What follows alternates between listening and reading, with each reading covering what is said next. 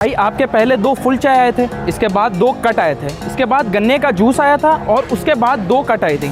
उसके बाद आपने फुल चाय 1 मंगवाई थी और इसके बाद 20 minutes later. और आखिर में ये 2 कट आए थे, जिसके बाद आपकी टोटल हो गई 40 चाय और 3 गन्ने के जूस और बिल बन गया आपके 1650 रुपये। अच्छा, एक काम कर, 2 कट और लेकर आ। चले सही सही। यार आसिम, 40 चाय पी गए हम लोग यार। तो 6 घंटे से भी तो बैठे हुए हैं। चल मानी, उठते हैं। हाँ यार, घर चलते हैं यार, मैं भी बड़ा थक गया हूँ, आराम करूंगा। घर पागल हो गया?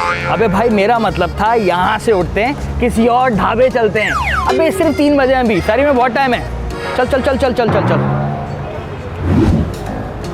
चलो भाई उठो, होटल बंद करने का टाइम हो गया। तो कर दो भाई। तो भाई ये टेबल कुर्सियां भी तो उठानी है। तो उठा लो भाई। तो भाई जिस कुर्सी पे आप बैठे हो वो भी तो उठानी है। ये कुर्सी, अरे ये तो मेरी अपनी है भाई, घर से लेकर आया हूँ मैं। अब बड़ा ही वेला है कोई।